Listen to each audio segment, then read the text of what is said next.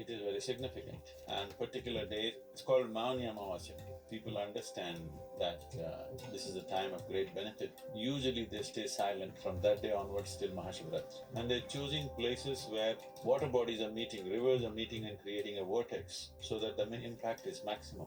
That is why in that Sangam they want to have a dip on that day. And what started with a few yogis has now grown into like 40 to 50 million people in one day. It is the event on the planet. This is part of the Bhuta Shuddhi tradition, where the fundamental process is to cleanse the elements in the system, and water being a major part of it. Water is considered very important for health, well-being, prosperity, whatever we are seeking in our lives. So these 48 days has particular specific sadhanas where people stayed there and went through this process and came out fully transformed, because they made use of the natural forces to transform the quality of oneself, not just physiologically, even spiritually. But today people are going just one quick dip and out. That's a different game. There may be some benefit, we don't know, but it's too brief. When I watch people, they're just in and out in 3 minutes. That is too brief to have any kind of major impact except maybe an emotional involvement. I know you can't take off maybe right now, make up your mind in 48 days, but if you are planning your Kumbh trip, at least plan minimum 3 to 7 days so that you are there, do some sadhana, benefit from that process, rather than make a ritual out of it. It is not a ritual, it's a scientific process. It's just that science has been lost and practice has been carried on.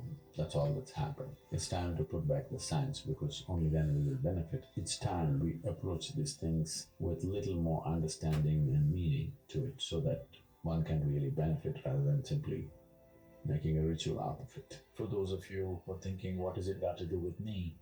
Because I live in an air-conditioned home. Well, to put it in a very fundamental way, if our mothers' bodies were not in sync with the cycles of the moon, we wouldn't be born. Yes, we wouldn't be born. So the cycles of the moon and the sun has a profound impact in the way we are. If you sit down and write down different things that have happened in your life, you will see a certain pattern. If it is falling into a 12-year cycle, you're in a reasonably good place. Health and being peaceful is not an issue. Now it's time to work for freedom. Time to work for mukti, that's what it means. If you stay at the Kumbh and every day you're in that water, with the appropriate sadhana attached to it, you could transform your physical body, your psychological framework, your energy framework, and above all find enormous spiritual growth within you, within a span of one mandala, which is 48 days. But today slowly it has become more just a quick visit, a half-a-day visit where you take a simple one dip and you're out. Well, maybe in today's world we can't get all of you for 48 days at the Kumbh, but I was talking to the Chief Minister and said it's important that we set at least 40 days of sadhana for everybody, wherever they may be.